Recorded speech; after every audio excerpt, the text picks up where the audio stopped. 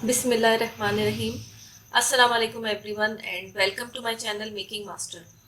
आज मैं आप लोगों के साथ नान खताई की रेसिपी शेयर करूंगी और वो भी अवन के बगैर। और आप लोग देखेंगे कि इंशाअल्लाह ताला ये नान खताई बिल्कुल उसी तरह से बेक होकर निकलेंगे जिस तरह से हम अपने अवन में बेक करते हैं। तो चले देख लेते हैं कि नान खताई बनाने के लिए हमें किन चीज़ों की ज़रूरत होगी। यहाँ मेरे पास 1 कप मैदा है, यानी कि ये 100 ग्राम मैदा मैंने लिया है। इसमें मैं डालूँगी आधा कप बेसन, और बेसन भी मेरे पास 50 ग्राम के करीब है, और ये दोनों चीज़ें मैंने छान के रखी हुई हैं। आधा कप के करीब मेरे पास चीनी है जिसे मैंने बारीक पीस लिया है, और ये 100 ग्राम के करीब है। यहाँ मैं आपको ये बता दूँ कि मैदा और बेसन वज़न में हल्का होता है, इसलिए जब हम आधा कप मैदा या बेसन लेते हैं तो वो हमारा 50 ग्राम बनता है, लेकिन जब हम आधा कप चीनी लेते हैं तो वो वेट की वजह से 100 ग्राम हो जाती है। यहाँ मेरे पास 100 ग्राम के करीब घी है, ये भी आधा कप ही होगा हमारा। आधा चाय का चम्मच बेकिंग पाउडर है, और चौथाई चाय का चम्मच बेकिंग सोडा है, यानी आधे का आधा। जब हम आधा चाय का चम्मच को आधा करते हैं तो वो हमारा क्वार्टर यानी चौथाई चम्मच बन जाता है। इसमें मैं शामिल कर रही हूँ आधा चाय का चम्मच इलायची, और इलायची के दानों को मैंने थोड़ा सा मोटा मोटा सा इस तरह से बेलन की मदद से कर लिया है चॉप। और आप लोग भी इसी तरह से रखिएगा, बिल्कुल पाउडर मत कर दीजिएगा। यहाँ मेरे पास आधा कप के करीब पिस्ते और बादाम हैं, और इन्हें मैंने फ्राई पैन में डालकर थोड़ा सा सेक लिया था, यानी रोस्ट कर लिया था हल्का सा 2 से 3 मिनट तक। और उसके बाद मैंने बेलन की मदद से इसको भी मोटा मोटा इस तरह से कूट लिया है। इसे भी आप लोग बहुत ज़्यादा बारीक मत कीजिएगा। 1 अदद अंडे की हमें ज़रूरत होगी, और इन नान खताई के अंदर अंडा नहीं डलता है। ये हमने सिर्फ इसलिए यूज़ करना है कि ऊपर से ब्रश करके और उसके बाद हम बेक करने के लिए रखेंगे, ताकि हमारे नान खताई के ऊपर अच्छा सा कलर आ जाए। अब नान खताई बनाने के लिए सबसे पहले मैं ये घी एक फ्राइंग पैन में डाल रही हूँ, और इसको मैं गरम करने के लिए रख दूँगी चूल्हे पर बहुत हल्की आंच पर 3 से 4 मिनट तक। जब ये मेल्ट हो जाएगा तो उसके अंदर मैं ये तमाम इलायची शामिल कर दूँगी। फिर मैं आपको बताऊँगी कि आगे हमें क्या करना है।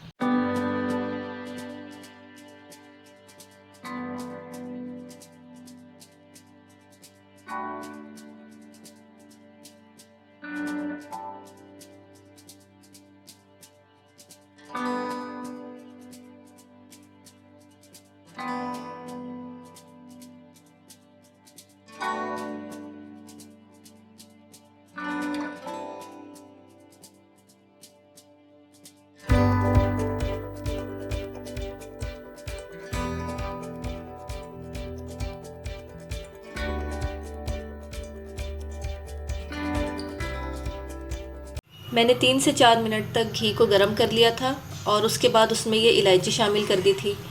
और अब घी की जो कच्चेपन की स्मेल है वो बिल्कुल नहीं आ रही है, बल्कि इलायची की एक बहुत अच्छी खुशबू इसके अंदर शामिल हो गई है, और बहुत अच्छा फ्लेवर आ रहा है इसके अंदर। मैंने यहाँ पर नॉर्मल घी इस्तेमाल किया है जो हमारे घरों में यूज़ होता है। आप लोग चाहें तो देसी घी या मक्खन इस्तेमाल कर सकते हैं, बल्कि अनसॉल्टेड बटर का भी यूज़ कर सकते हैं इसमें। अब मैं एक बाउल के अंदर ये सारा घी निकाल रही हूँ, और इसको हम रख देंगे फ्रिज के अंदर आधे घंटे के लिए, ताकि थोड़ा सा जम जाए। अगर गर्मियाँ हैं तो आप थोड़ा टाइम ज़्यादा दें फ्रिज में, लेकिन अगर सर्दी है तो आधे घंटे रखने के बाद भी ये थोड़ा सा जम जाएगा। ख़्याल रहे कि ये जब ठंडा हो जाए तब हमें इसे फ्रिज के अंदर रखना है। मैंने आधे घंटे के बाद घी को निकाला है फ्रिज से, और आप लोग देख सकते हैं कि ये इस तरह से सेमी सॉलिड हो गया है, यानी ये ना बहुत ज़्यादा पिघला हुआ है और ना बहुत ज़्यादा जमा हुआ है। बस हमें इसी तरह का घी चाहिए जिससे हम अपने नान खताई का डो तैयार करेंगे। लेकिन पहले हम अपनी पतीली को प्रीहीट करने के लिए रखेंगे, जिसमें कि हमें अपने नान खताई बेक करना है। आप लोग देख सकते हैं कि मैंने पतीली के अंदर नमक डालकर और उसके ऊपर ये वायर रैक रख दिया है, और अब मैं इसको दरमियानी आंच पर गर्म करने के लिए रख रही हूँ। फिर जब ये गर्म हो जाएगा तो 10 से 15 मिनट के बाद हम इसमें अपने नान खताई रखेंगे बेक करने के लिए। मैंने सारा घी एक बाउल के अंदर निकाल दिया है, और अब मैं इसको इस हैंड विस्क की मदद से बीट करूँगी। इसमें हम सबसे पहले अपनी शुगर ऐड करेंगे जो हमने पीस के रखी हुई थी।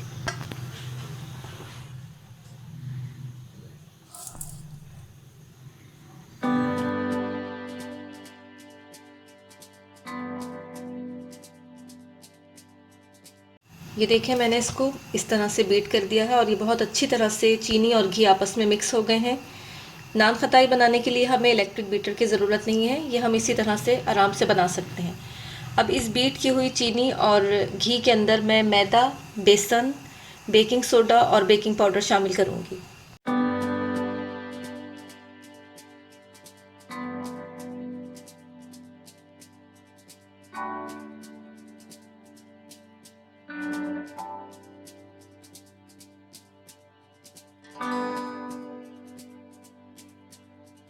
तमाम चीज़ें इसमें शामिल करके इस तरह से हल्का सा इसको मिक्स कर लें और बस अब हम इसको हाथ से गूंदेंगे।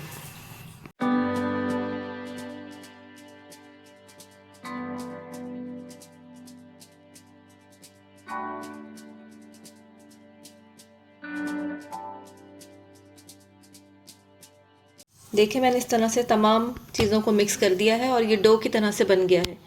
अब मैं इसको अपने फ्लोर पे रख के और इसमें अपने बादाम पिस्ते शामिल करूँगी और फिर गूंदूँगी।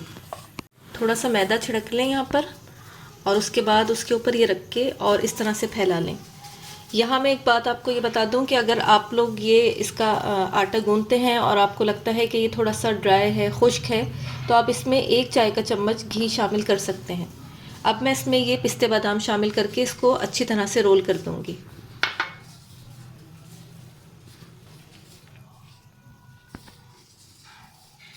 आप लोग चाहें तो ज़्यादा भी डाल सकते हैं पिस्ते और बादाम, आधा कप बहुत होते हैं इतने मिक्सचर के लिए।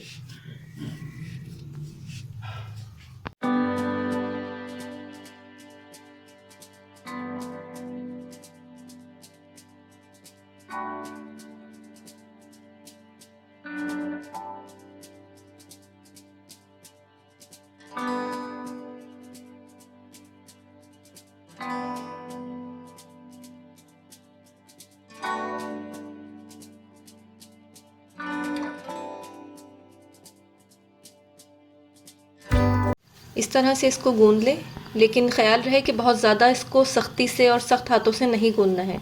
मैंने बहुत आहिस्ता आहिस्ता इस तरह से इसको गूंदा है ताकि हमारे नान खताई अच्छे और क्रिस्पी बने।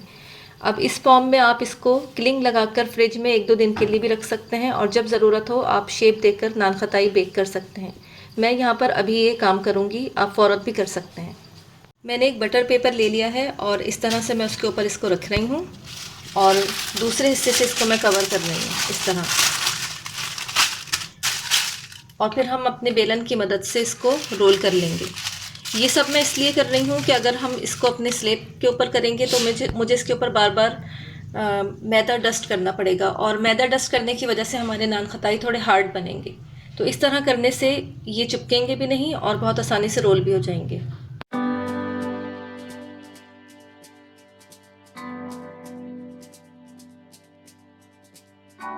ये देखें, इस तरह से मैंने इसको रोल कर लिया है बटर पेपर के बीच में रख के और इसकी थिकनेस देख लें आप लोग, ये 1/4 इंच के करीब होनी चाहिए, बहुत ज़्यादा पतले नहीं और बहुत ज़्यादा मोटे नहीं। हमने इसमें बेकिंग पाउडर और बेकिंग सोडा दोनों शामिल किए हैं तो ये फैलेंगे भी और फूलेंगे भी। अब मैं एक राउंड कटर ले रही हूँ, आपके पास अगर कोई कवर या किसी भी चीज़ का कोई ढक्कन है तो उससे आप इसको काट सकते हैं।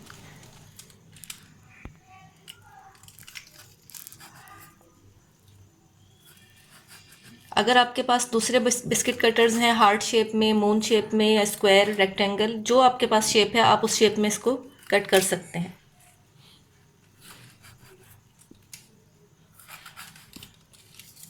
इस तरह से मैंने एक बार ये काट लिए हैं और अब हम जो एक्स्ट्रा है उसको हटा देते हैं यहाँ से ताकि हमारे जो राउंड्स हैं उनको हम इजीली यहाँ से उठा सकें। देखें, इस तरह से मैंने एक्स्ट्रा हटा दिया है और अब मैं इस तरह से इसको उठा रही हूँ और यहाँ मेरे पास एक पैन है। इस पैन को मैंने ग्रीस नहीं किया है। जब भी हम बिस्किट्स वगैरह बेक करते हैं तो पैन को ग्रीस करने की ज़रूरत नहीं होती है। इसी तरह से हम तमाम नान खताई उठाकर इसके ऊपर रखते जाएंगे। फासले से रखने हैं क्योंकि मैंने आपको बताया है कि ये फैलेंगे भी और फूलेंगे भी।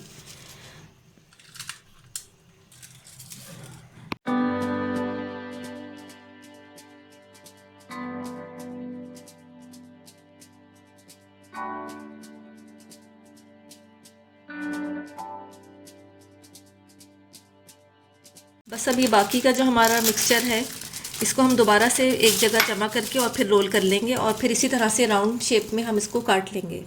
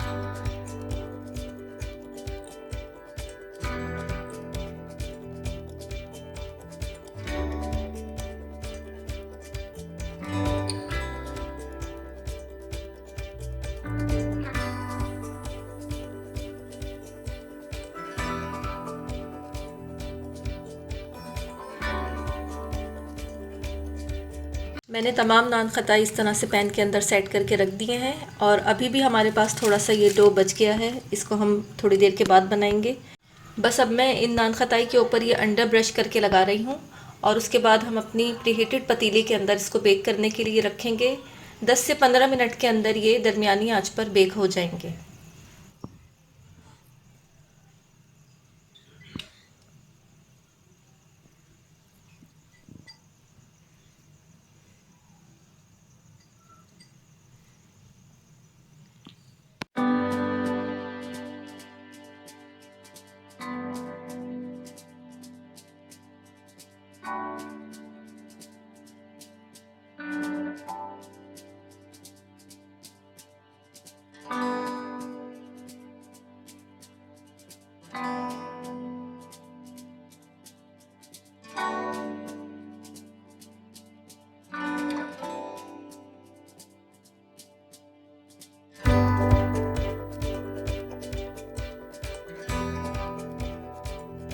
नान खताई हमारे बिल्कुल तैयार हो चुके हैं और मैंने सिर्फ 15 मिनट के लिए ये बेक करने के लिए रखे थे और आप लोग देख सकते हैं कि इसके ऊपर लाइट ब्राउन कलर आ गया है अंडे की वजह से और ये बहुत खस्ता और बहुत ही ज़बरदस्त बने हैं।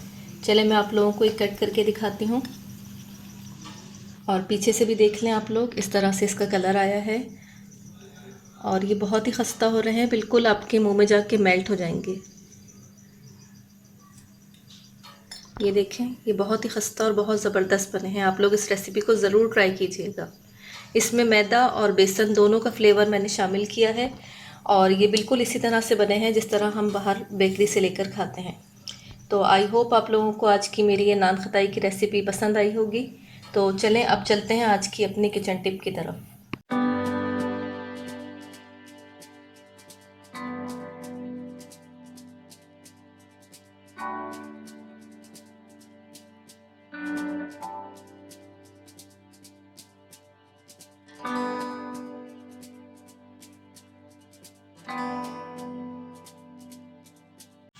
इलायची खानों के अंदर खुशबू के लिए या फिर किसी भी डिश का फ्लेवर बढ़ाने के लिए इस्तेमाल की जाती है, लेकिन क्या आप लोग जानते हैं कि इलायची हमारी सेहत के लिए कितनी मुफीद है।